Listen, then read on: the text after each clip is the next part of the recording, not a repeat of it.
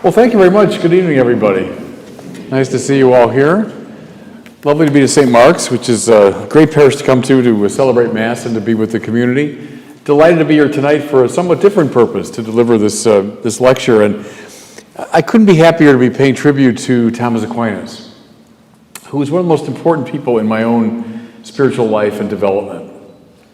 Maybe some of you heard me tell this story before, but when I was a kid of 14 years at Fenwick High School outside Chicago, I heard one of my young professors in religion class go through one of Thomas's arguments for God's existence, and it changed my life. That's simply true.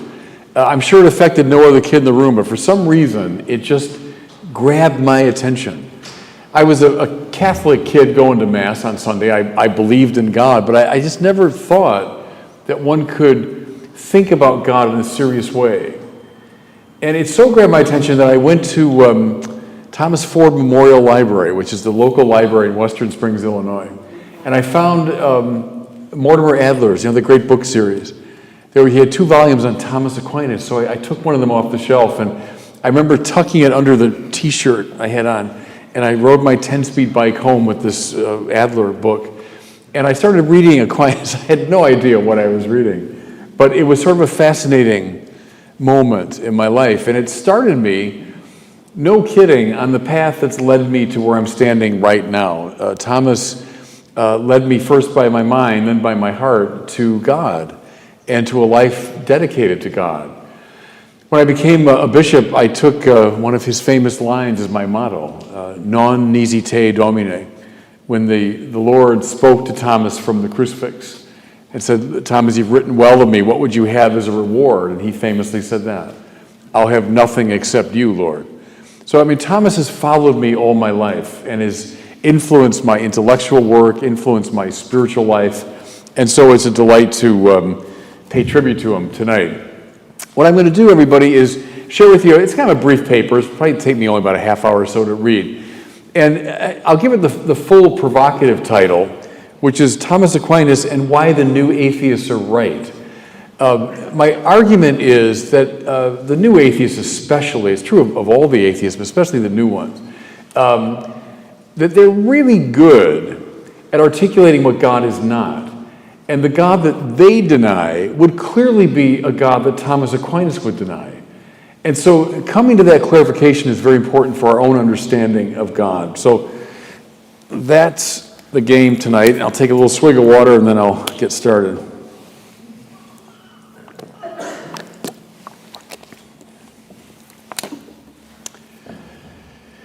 The great English Dominican theologian Herbert McCabe engaged a number of atheists in the course of his career as a public intellectual. Typically, he would allow his interlocutor to make his opening statement, detailing why he didn't believe in God. And McCabe would respond, "I completely agree with you." The Anglican New Testament scholar N.T. Wright tells of an encounter he had with a young undergraduate when Wright was chaplain at Oxford. The freshman said, "Father, don't expect to see a lot of me, I just don't believe in God." Wright asked him what he meant by God, and upon hearing the young man's account, he responded, "Son, I can assure you I don't believe in that God either." Like McCabe and Wright, I have always found atheists of all stripes helpful, both spiritually and theologically, precisely in the measure that they clarify what the true God is not. They expose and implicitly undermine new forms of idolatry. One of the very clearest in this regard is the father of modern atheism, Ludwig Feuerbach, who famously held that God is a projection of our idealized self-understanding, which is to say, a simulacrum of God made in the image of human beings, precisely what the Bible would have called an idol. Now, the only thing particularly new about the new atheism, it really isn't so much new anymore, it's about 20 years old, but the only thing particularly new about it is its nastiness. Christopher Hitchens, Richard Dawkins, whom, by the way, Paul Griffiths, the theologian, deliciously combined as Ditchkins, Sam Harris, Daniel Dennett, and there are numerous disciples, and trust me, I've met every one of them online. They gave rise to a whole generation of followers. What these people have done, they borrowed many of the intellectual insights of Feuerbach, Marx, Freud, Sartre, Nietzsche, and many others. What they've added, though, is a kind of dismissive contempt for religion and religious people. Whereas Nietzsche and Sartre gave the impression they were in battle with a pretty serious opponent, Ditchkins and company imply they're exposing the delusions of an idiot child. Nevertheless, they serve for our generation their essentially prophetic function of displaying idolatry. And this is continually needed for, as St. John of the Cross famously put it, the mind is an idol-making machine. That's why we need the atheists every generation to remind us, oh yeah, that's what God is not. Now, there's so much we could say about the ruminations of the new atheists, so many ways we could engage them. Their obsession with biblical literalism, their deep concern about religion in relation to violence, their conviction that religion is irreconcilable with modern science, their assertion that faith poisons the minds of the young, etc. But I want to draw attention in this lecture to one theme that I take to be basic, one misunderstanding that conditions everything else they discuss, namely, the view that God is a being among many, one cause amidst the range of contingent causes, a reality in the world whose existence or non-existence could be determined through rational, which means for them, scientific investigation. Now, Christopher Hitchens delighted in recounting the famous tale of the encounter between the Emperor Napoleon and the French scientist Pierre-Simon de Laplace, the author of Celestial Mechanics. Having heard Laplace's exposition on the movement of the planets within the solar system, Napoleon reportedly asked why the figure of God did not appear in Laplace's schema, to which the scientist laconically replied, "Je n'ai pas besoin de cette hypothèse." I have no need of this hypothesis. The assumption of both Napoleon and Laplace was apparently that God is rightly understood as one of the mechanical causes that contributes to the motion of the planets, perhaps the largest and most important cause, but still one among many. Though Napoleon seemed to favor the existence of such a cause and Laplace to deny it, both thought of God as fundamentally like otherworldly agents.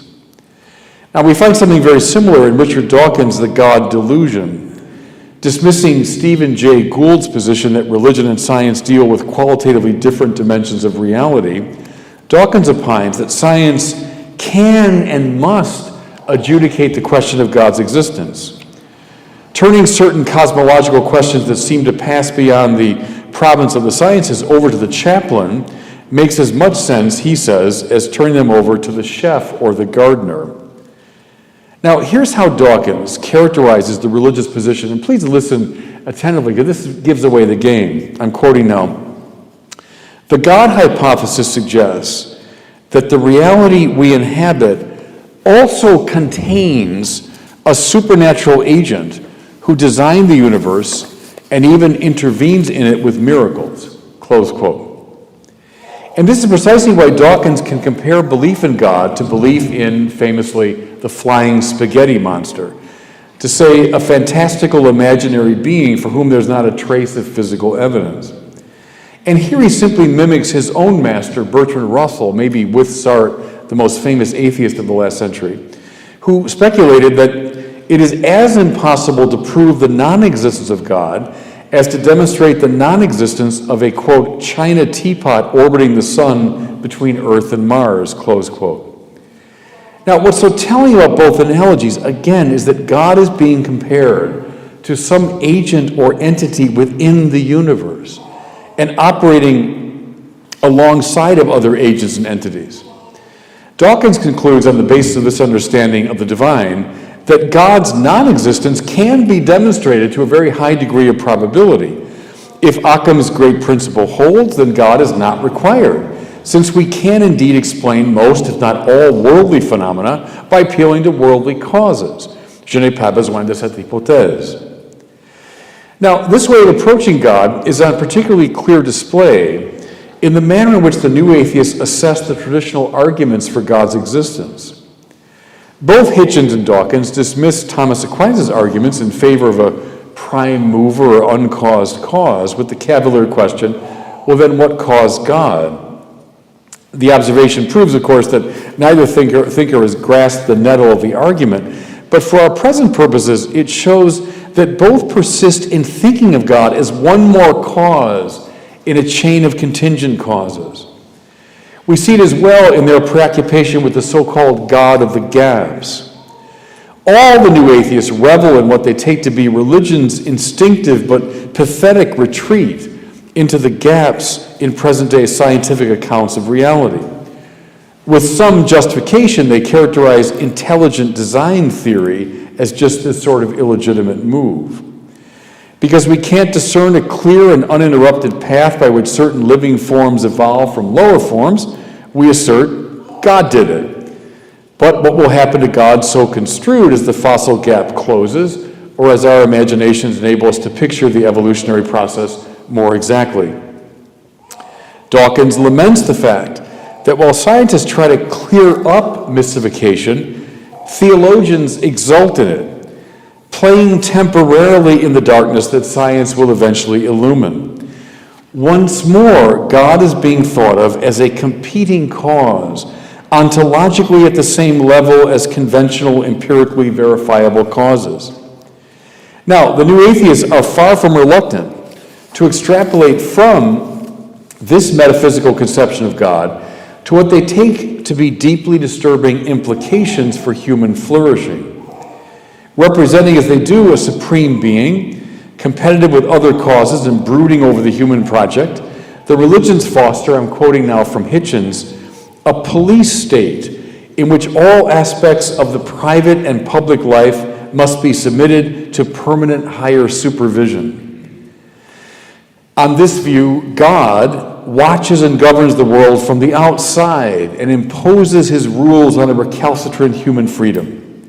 Hitchens and Dawkins seem to accept Sartre's famous syllogism to the effect that if God exists, I cannot be free, but I am free. Therefore, God does not exist. This explains, finally, Hitchens believes, why religion and political totalitarianism are usually closely allied. Okay. I maintain that the exertions of the new atheists in regard to God are, for the most part, an exercise in knocking down a not very impressive straw God. A God who dwells in or alongside of the cosmos, whose existence or non-existence could be determined through scientific investigation, who might himself be susceptible of causal influence, who bears even the slightest resemblance to a flying spaghetti monster, and who presides over the human project in the manner of Kim Jong-un presiding over North Korea, is an idol of the very worst type. So again, thank you, the new atheists, for articulating clearly what God is not. And see, everybody, it's Thomas Aquinas who can help us to see this. One of the most remarkable features of Thomas's doctrine of God is its agnosticism. In the prologue to question 3 in the first part of the Summa Theologiae, in which he deals with the divine simplicity, Thomas famously comments, quote, "Since we are not able to know what God is, only what God is not, we are not able to consider in regard to God how he is, but rather how he is not," close quote. Though we say many things about God, we're not entirely sure what we mean when we say them. The Fourth Council of the Lateran taught that in regard to our speech concerning God, in tanta similitudine maior dissimilitudo, that is, in however great a similitude, there's an ever greater dissimilitude. Hans-Urs von Balthasar took that as fundamental in Catholic theology, that principle.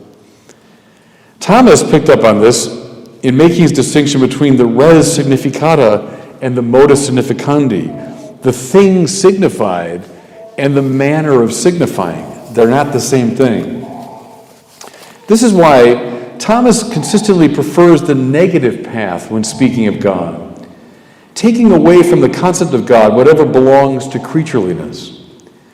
Though, for instance, we can speak positively enough of God's goodness, we don't really know what we mean when we use that term. To say that God is eternal is tantamount to saying he's not in time. To say he's immutable is tantamount to saying he doesn't change in the creaturely manner. To say he's a spirit is to say he's not marked by matter. But what any of these terms signal positively remains quite mysterious. What precisely does it mean to be outside of time? I mean, no one here below, we're so conditioned by time, can possibly know. What precisely is it like not to be material or not to be changeable? No one whose mind and senses are ordered to the realm of physical things can ever really grasp. The parables of Jesus, I think, interestingly, can be read under this rubric. We say quite correctly that God is just, but in light of the parable of the vineyard owner who pays the same wage to those who be hired at different times of the day, we find our conventional view of justice confounded. We say quite correctly that God is compassionate, but in the light of the parable of the prodigal son, we realize the inadequacy of even our most generous interpretation of compassion. Now, if we press the question, wondering why the God of the Bible, the God of Christianity, remains so mysterious, so resistant to description and nomination, think of the Bible here. Truly, O God of Israel, you are a hidden God. The answer lies in the opening line of the book of Genesis. In the beginning, God created the heavens and the earth. Because God brought the whole of the finite universe into existence, God cannot be ingredient within the universe. He must be other in a way that transcends any and all modes of otherness discoverable within creation. Spatial distance, modal diversity, differences in grade, degree, kind, species, variations in speed, temperature, density, none of these can begin to indicate the radicality of the difference that obtains between God and anything that God has made. In Catherine Tanner's language, a fine contemporary theologian, God is not simply other. God is, her language, otherly other. To put it still another way, God's transcendence must be construed in such a manner that it precludes the possibility of contrast in the ordinary acceptance of the term. Nicholas Kousanos caught this when he commented that God, though radically not the world, still must be seen as the non-aliud, as the non-other. Now, returning to our topic for tonight, this is why Thomas typically refers to God not as en summum, Latin for highest being, but rather as ipsum esse subsistens. It means the subsisting act of to be itself. God is not the en summum. There's you and there's me and there's the planet Jupiter and then there's the galaxies and then at the tip top of that there's God, the highest being. No, says Aquinas. God's not en summum, but rather ipsum esse subsistens, the subsistent act of to be itself. If God were the highest being, then he could in principle be categorized alongside of other beings. Ipsum esse, however, is not the most powerful and impressive instance of the genus being. In fact, Thomas specifies that God cannot be placed in any genus, even the genus of being. One of the most extraordinary claims, I think, in Thomas's thought. God is, but not in the manner that creatures are, just the contrary. Creatures are analogs of God's essentially mysterious modality of existence. Now, the technical term that Aquinas typically uses to signal this unique quality of the divine manner of being is simplicitas, simplicity.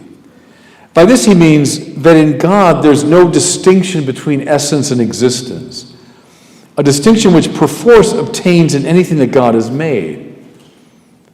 To be a desk is to be a kind of being, namely that which is constrained by the essential properties of deskness. To be human is to be precisely a human being, an existent delimited by the form or essence of humanity. In both cases, the act of being, Thomas calls it the actus essendi, is, as it were, poured into the receptacle of a particularizing essence.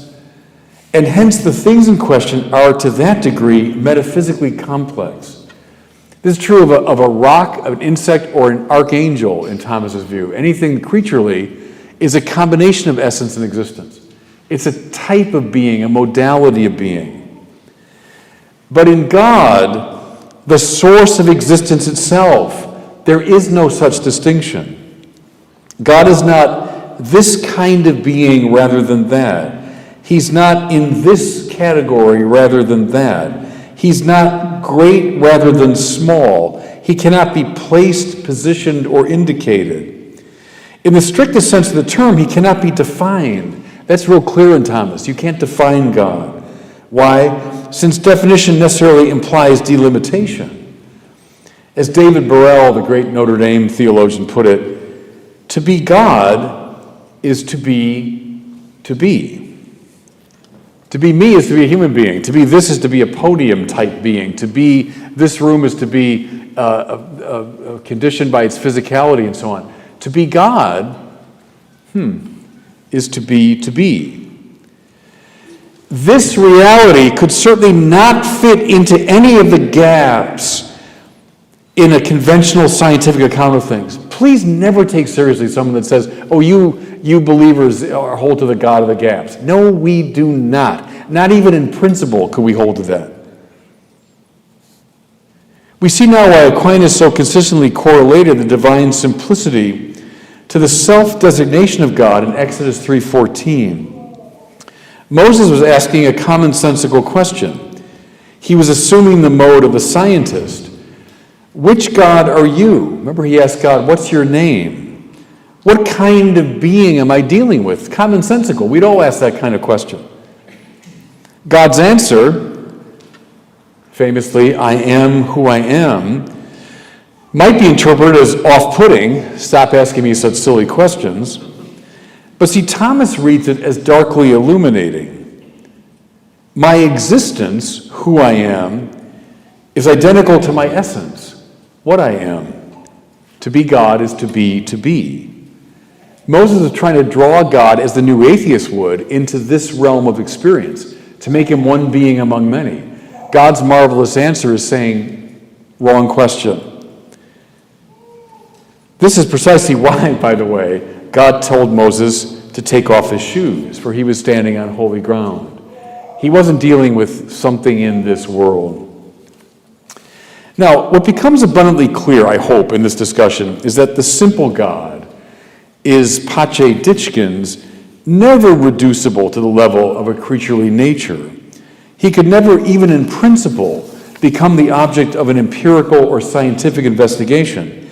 He could never be defined or categorized by an inquiring mind. He's about as far from a flying spaghetti monster as it's metaphysically possible to be. A passage in Thomas Merton's great Seven-Story Mountain comes to mind in this context. The young Merton read, almost by accident, Etienne Gilson's great book, The Spirit of Medieval Philosophy, in which this subtle philosophical doctrine of the simple God is laid out.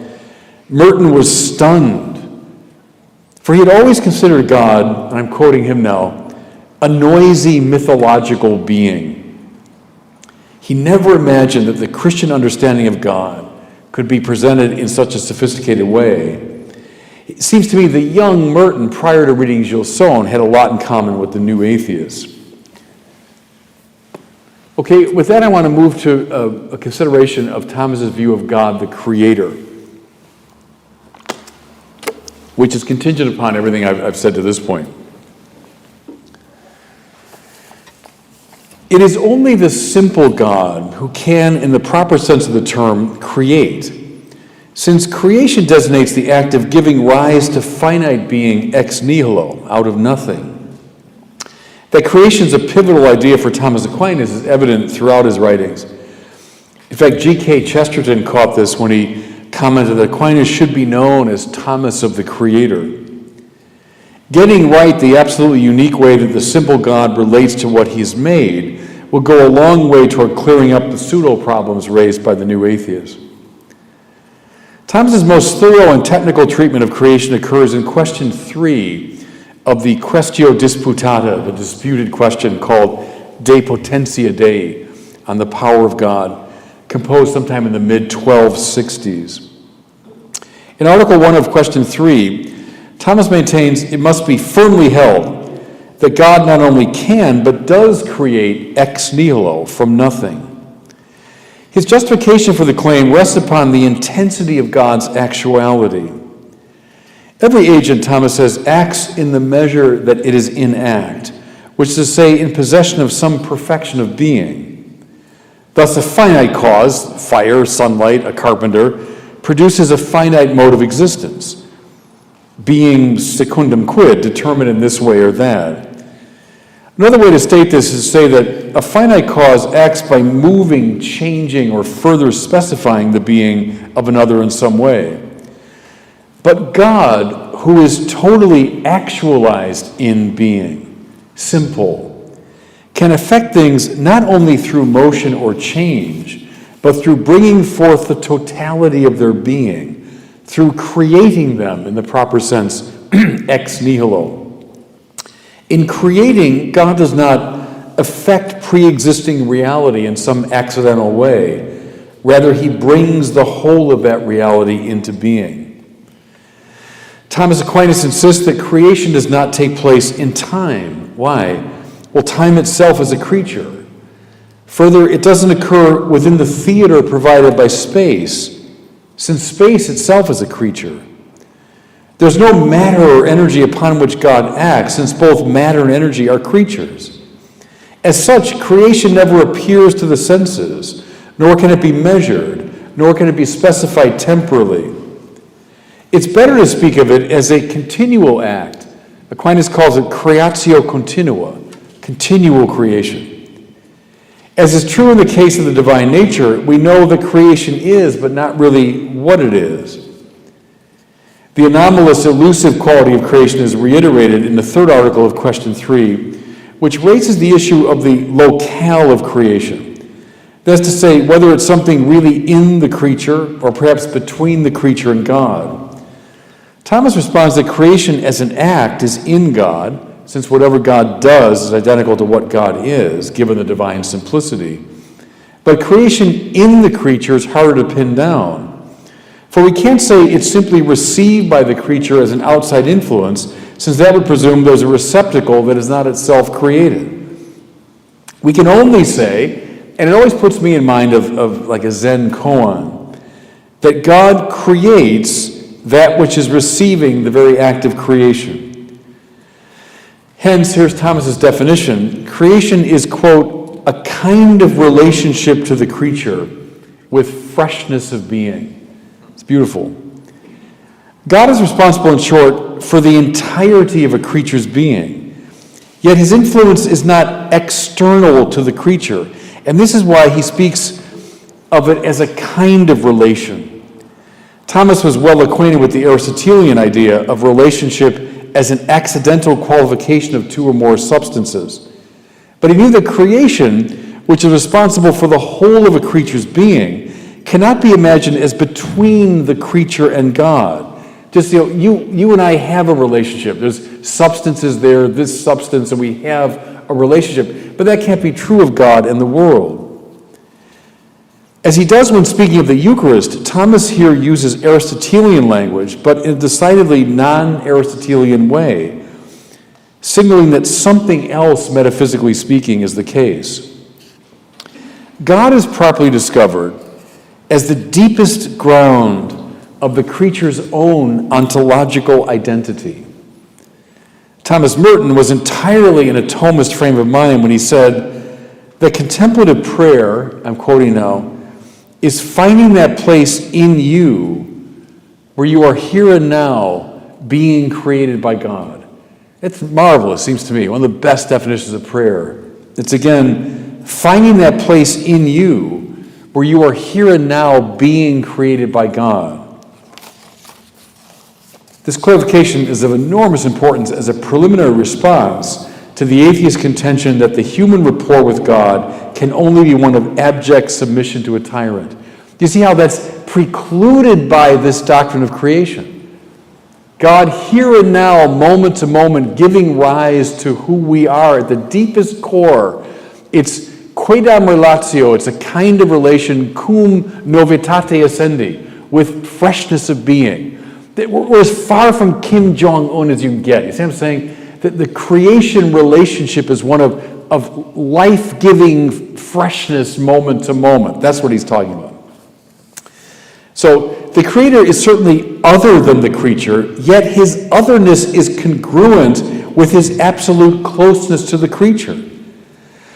Thomas holds that the transcendent God, yes, utterly other, not in a genus, totally other, all of that, is at the same time, I'm quoting, in all things, by essence, presence, and power, and intime, he says, most intimately so. His lordship over creation, and we should indeed use that language, is simultaneously the most gentle letting be of creation. Creatures don't so much have relationships to God, they are relationships to God. It's so important. God up there, out there, I need to cultivate a relationship to, that's wrong-headed from the beginning. Rather, I am in my own most being, every moment, already a relationship to God. I mean, the spiritual life begins to open up. Read Meister Eckhart now, who was a student of Thomas Aquinas. Read that rich mystical spiritual tradition. It's coming out of this language. Here it is. This is why Meister Eckhart, who sat in Aquinas' chair in theology for a time in Paris, said the best way to find God is to sink into him. It's his typical poetic way of doing things. Now, in recent years, John Milbank and others have drawn out a most important feature of this teaching, namely that creation ex nihilo is essentially a nonviolent act. In most of the mythologies of the ancient world, creation takes place through some primordial act of violence, God or the gods wrestling some enemy or opponent into submission. The philosophical accounts of Plato and Aristotle represent a more sophisticated version of this myth in the measure that they picture a divine figure, the demiurgos in Plato, the prime mover in Aristotle, shaping matter into form. See, but there's none of that in the doctrine of creatio ex nihilo. God cannot even in principle wrestle some alien and recalcitrant opponent into submission or shape from the outside in an intervening way, some substance that stands opposed to him. Rather, he brings the whole of finite reality into being non-violently. And the biblical narrative here is quite telling, because God doesn't fight the world into being, as did almost any other ancient myth. Rather, he speaks the world into being. God said, let there be light, and there was light, etc. Another question that can be explored under the rubric of the divine creativity is this: why precisely does God create at all? If, as Thomas insists, God in his perfection is utterly self-sufficient, why would God feel obligated to give rise to finite being? One way classically to solve this problem is to dissolve it and say that God creates because he has to.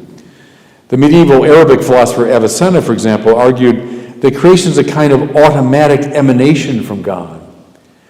In saying this, he anticipated by 8 centuries or so the dialectical theology of Hegel, and by 9 centuries the process theology of Whitehead and his disciples.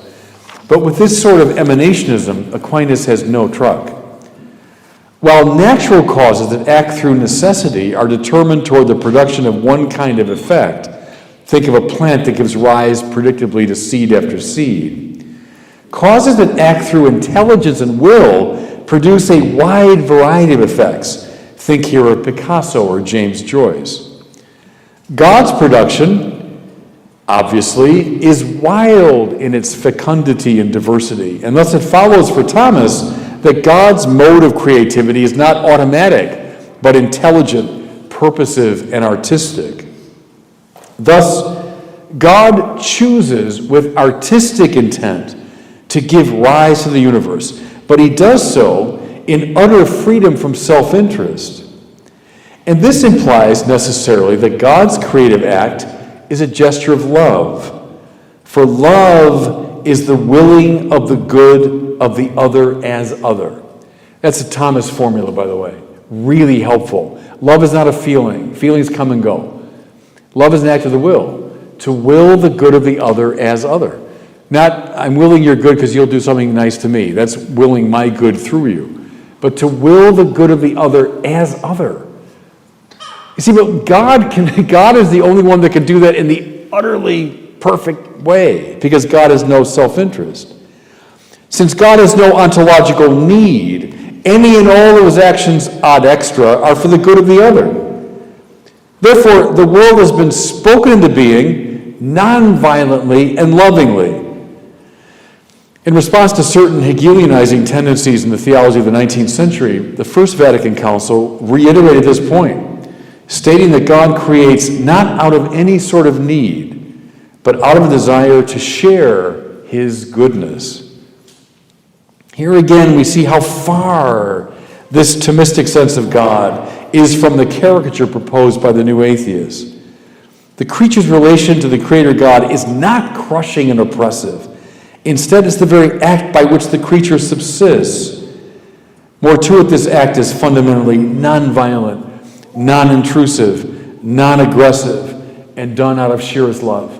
See, these are the spiritual implications of that sort of high abstract theology I was articulating, but that's what it looks like on the ground. Okay, just one more little section, then I'll bring it to a close. I want to look at this issue of God's providence, God's providential care for the world, where a lot of these themes now come together. The problem is a vexing one, and much hangs upon the resolution of this issue of providence. As we clearly see in the New Atheist, the modern mind reacts against any claim that God interferes with the movements of nature or the movements of the human intellect and will. The objection is theoretical, for don't the natural sciences and psychology adequately account for these phenomena, but also existential. A competing supernatural cause is an intolerable affront to finite freedom. What I've been exploring more abstractly now becomes focused and concrete. How exactly does the non-competitiveness of God play itself out in terms of specific interior and exterior events? I'd first observe that Thomas speaks of God as both creator, the one who gives rise to the whole of the universe from nothing, and as a mover, one who directs particular creatures and creation as a whole to their appointed ends. And he sees no contradiction or tension between the two characterizations. God indeed affects creatures at the deepest possible level of their being, and in relatively secondary ways as well. And when God moves or otherwise affects a creature, he's not strictly speaking creating, but he never ceases to be the creator. And this means that the non-competitiveness that obtains in regard to the unique act of creation holds analogously in regard to less dramatic forms of divine influence. Thomas explores this matter in detail in the 7th article of that famous question 3 of the De Potentia. The topic for discussion is whether God operates in the operation of nature. The dilemma should be clear. If God is the creator of the entire universe in every detail, what room is left for the free exercise of creaturely agency? Wouldn't the presence of the Creator simply absorb any purposeful causality outside of himself? The sed contra, that's the kind of the beginning, opening statement of this article, could function as the leitmotif of my entire discussion this evening. I'm quoting from Isaiah chapter 26. O Lord, it is you who have accomplished all that we have done. Take that as the entire talk tonight, as a sort of metaphysical reflection on that statement. Lord, you've accomplished all that we have done. Notice, please, the non-competitiveness that's going on here. The God who's utterly other, oh Lord, but yet is so intimate to us that we say he's accomplished all that we've done. There it stated clearly and unapologetically the dimensions of created and uncreated causality placed side by side. We've really done certain things, and yet they've been accomplished in us by God. This sort of juxtaposition is possible only on the assumption that God and creatures are not competing for space on the same metaphysical playing field, The high paradox, once more, is that the very strangeness and otherness of God is what allows for God's close cooperation with finite agency. In the course of his article, Thomas lays out a number of models for understanding the synergy between divine and non-divine causality. I'll look here at only one.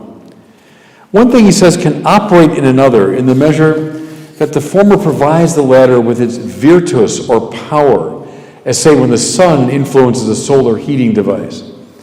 Now, God certainly acts in this way, since as creator he continually provides not only power, but being to all his creatures. He's the condition for the possibility of their being and acting in the first place.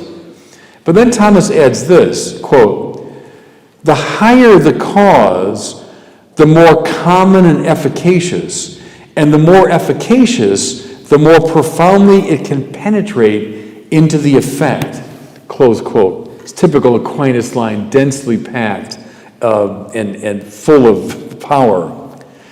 A finite cause can influence another finite cause, as I'm influencing you in this very minor way tonight by saying some words that I hope are having an impact on your mind. So I'm one finite agent influencing other finite agents in a very restricted way. But the infinite creator, who is the sheer act of to be itself, can penetrate, so to speak, utterly the effect, acting thoroughly but non-obtrusively in the agency of that effect. And with this clarification, we come to the heart of the matter. In our ordinary experience of instrumental causality, the using cause invades the being of that which it uses. But God, precisely as the creative cause of all that exists, can use finite causes instrumentally but non-invasively. Of course, the most interesting instance of this dynamic, at least from our perspective, is the manner in which God works in and through the moves of the human free will. Aquinas is convinced that God moves human wills in such a way as to achieve his purpose, and that this providential direction in no way compromises human freedom. This is the case precisely because God doesn't push or pull human wills from outside as much as he energizes them from the inside. Freedom is not unmitigated spontaneity, but the ordered pursuit of the good in accord with the deepest desire of the free subject. The otherly other God can operate at the level of the ground of the will, luring it in accord with its own most nature, and hence can enable the human subject to be itself precisely through surrender. Much of the spiritual tradition, everybody, from the church fathers through John of the Cross to Thomas Merton to the Little Flower, that's what they're arguing. That's what they're experiencing. Thomas is putting it in more abstract language. To me, it's fascinating how this non-competitive play is consistently displayed in the biblical narratives. God of the Bible indeed acts in human affairs, but not typically in an interruptive way. Rather, he accomplishes his purposes through the play of human freedom. Think, for example, the narratives concerning David are very instructive here. There's very little of the explicitly supernatural in those stories. Reread them in 1 and 2 Samuel. Yet Yahweh, the God of Israel, is clearly presented as achieving what he wants. That achievement takes place in the densely textured political and psychological drama involving Hannah, Eli, Samuel, Saul, Jonathan, and David. The story, on one level, is completely understandable in political and psychological terms, yet the author of the Samuel cycle wants us to penetrate to the deeper level of divine agency. Because the highest cause is not a being among many, it can operate in the realm of beings non-violently, or as the Book of Wisdom puts it, sweetly. Once more, it's the very otherness and simplicity of God that permits God to act in this way. We see again how the atheist concerns about the God of the gaps, who tyrannizes the human project from without, are, at least from the perspective of Thomas Aquinas, completely misplaced. Now, just a couple paragraphs of conclusion. Through my wrestling with the new atheists in both academic and more popular contexts, I become convinced that the Catholic Church, in the years following Vatican II, has been rather inept at presenting its own textured and intellectually satisfying understanding of God. As I've tried to demonstrate in this paper, the contemporary atheists are doing battle essentially with caricatures. And therefore, it's altogether right to say to them, with Herbert McCabe, yes, you're all absolutely right. But this is not enough. We have to get a lot better at giving a reason for the hope that is in us. We have to get much more adept at articulating our belief in the simple God, whose otherness is enhancing to the world rather than competitive with it. We have to formulate a new fundamental apologetics. When I was coming of age in the years just after the council, apologetics had a very bad name. It was defensive, rationalistic, unbiblical, and above all, disrespectful to other religions. Furthermore, my post-conciliar teachers and formators were enthusiastic advocates of a positive engagement with the environing secular culture, even going so far as to suggest, according to the slogan of the time, that the world sets the agenda for the church. But see, all this was exaggerated and one-sided. Every culture, very much including our own, is evangelically ambiguous. That is to say, to some degree, amenable to the proclamation of the gospel, and to some degree, quite inhospitable to it. Simply to pursue a culture and seek accommodation to it, therefore, is never a healthy evangelical strategy. My own conviction is that during these years when the church was running after the secular culture, that culture was not the least bit eager to reciprocate. Instead, it went about its business more or less indifferent to the church, which was ardently pitching woo in its direction. But then in the wake of September 11th, a significant portion of the secular world, led by the new atheists, turned rather aggressively against religion in general, and Christianity in particular. And when they did so, we found ourselves ill-equipped to defend ourselves, having long before jettisoned our evangelical and apologetic tools. See, to my mind, everybody, it's ironic perhaps, but this pre-modern doctrine of St. Thomas Aquinas, rich, powerful, deep, articulate, perhaps provides the surest foundation for an evangelical apologetics in our postmodern world. Thanks, everybody. God bless you. Thanks for listening.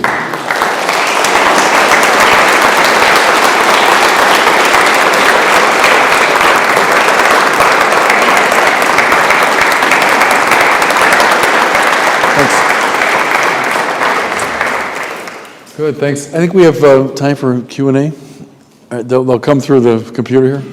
Okay.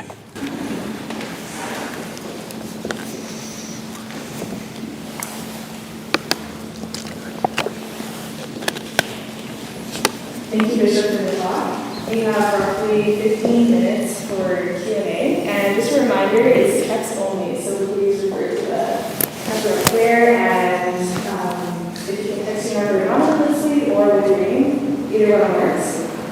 First question is from Michael. Can you discuss the incarnation of Christ in relation to the idea that God cannot be reduced to the level of finite being? Yeah, that's a great question about the incarnation. The Council of Chalcedon says that in the incarnation, two natures, divine and human, come together hypostatically in one divine person. Now think about that for a second. They come together, Chalcedon says, without mixing, mingling, or confusion. That means that God and the world are different. So the divinity of Jesus is other than his humanity. That's true. God doesn't turn into a human being in the incarnation. A human being doesn't turn into God. We don't mean that. But yet they come together in the unity of the divine person. Now, how's that possible? Only because God is so radically other. See, I can't become you without destroying you or overwhelming you, right?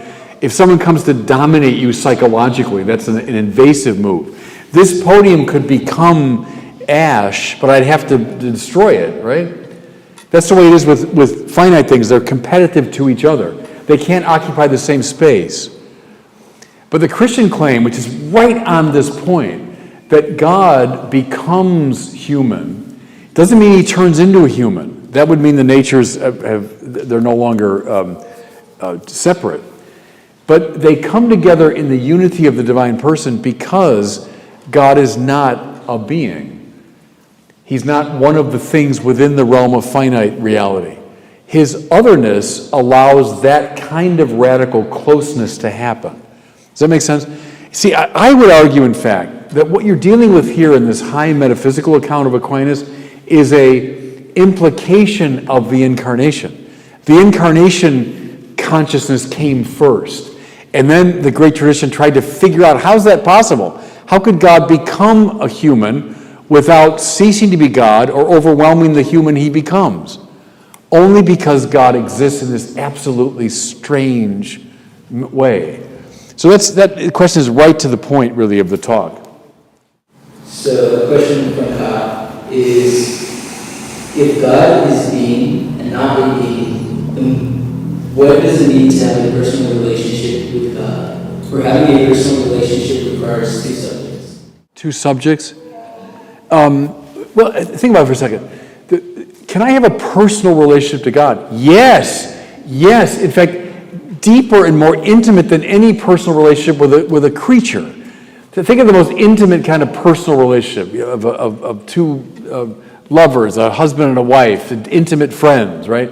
But my relation to God is infinitely closer than that. Why? Because God is the ground of my own being. God is here and now bringing me into existence. It's not like I have to cultivate a relationship with a being outside of me, but rather here and now I'm being created by God. That means I have the most intimate kind of personal relationship with God. What I can't do is control God, And see, we sinners, we're always going to play that game with each other. To some degree, we're going to try to control each other, right? I'll try to manipulate, dominate. Well, I can't do that with God. There's the otherness of God. God is uncontrollable. But I can be closer to God. You know the great line of St. Augustine? Augustine said that God is superior sumo meo. That means he's higher than anything I can imagine. Et intimior intimo meo. And closer to me than I am to myself. Now that's getting it right.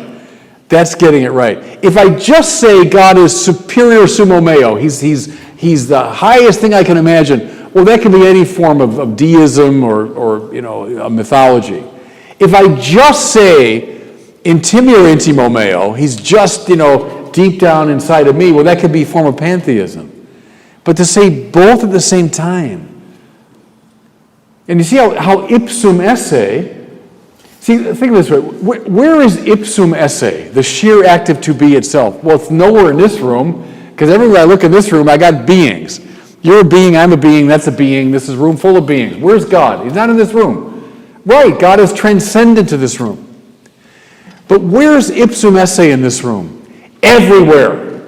Because we wouldn't exist unless God were here and now breathing us into being. Those some old enough remember the Baltimore Catechism. Where is God? Everywhere. That's Thomas Aquinas. Now, superior sumo meo, you bet. He's not any of the beings in this room. He can't be. God's not in this room. And of course God's in this room. God is everywhere. But see, in that unique manner. Not the way, so there's a lot of us in this room, a lot of beings. And let's say a really big being came in this room. This really dominant being came in this room. Well, that isn't what it's like with God. It's like, how about this? I think a good analogy.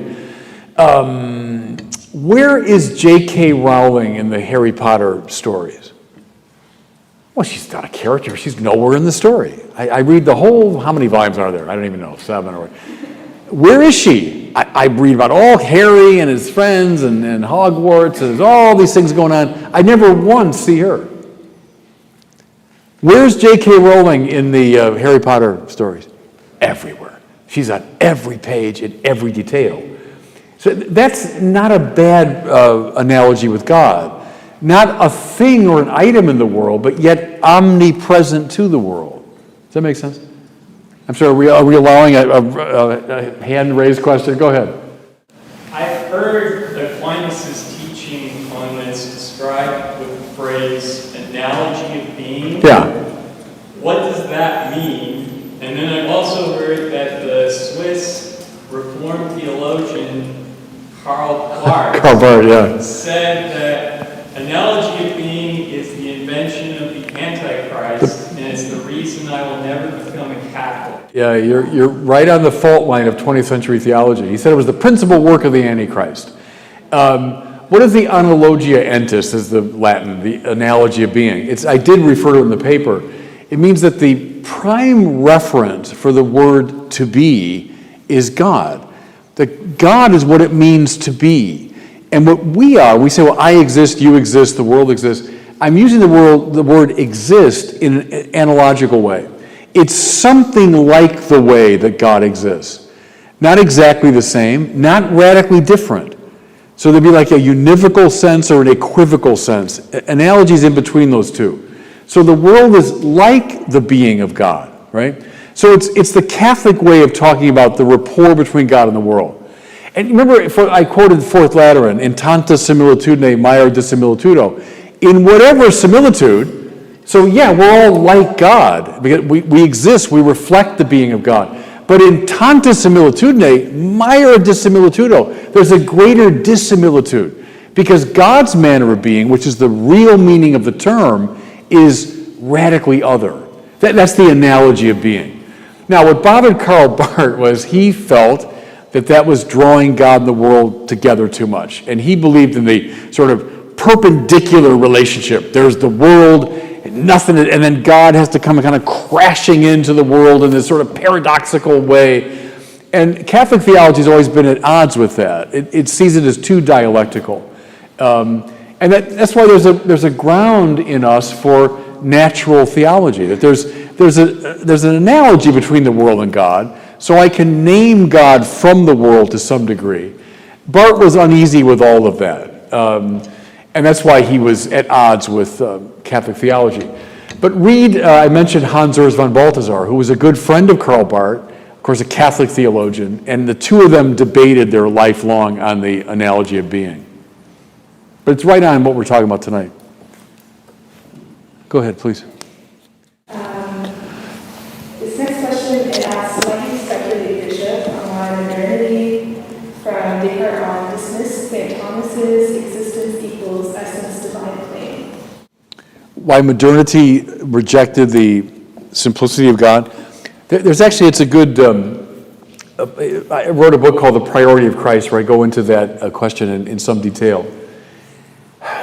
You see, after Aquinas, after the High Middle Ages, and you get into people like William of Ockham, and you get into the early modern thinkers, the analogical conception of being faded away. And we got into a much more contrastive understanding of the relation between God and the world. Think of nominalism and the view of God that influenced the Protestant reformers in many ways. Is God over and against the world, God other than the world? To give all the glory to God means I can't give glory to the world, right? If God gets all the glory, then my own will can't get any glory. Read the reformers now under that rubric. It was the breakdown of the analogical conception of being that led, I think, to this very contrastive, competitive view of God, which then led, I would argue, by steady steps toward atheism. Because that God is indeed the one the new atheists are worried about. And old atheists too, like Feuerbach and Marx and company. A God that broods over the world, that hovers threateningly over my freedom. I do think that came from a breakdown in the analogical conception of being. And God was conceived and construed as a competitor. And so then you get the atheist rejection. I'd reject that God too, you know. So that's why the recovery of this, I think, much richer understanding of God is desirable. Please. Oh, we're done, huh? All right. Thank you. God bless her. Thank you.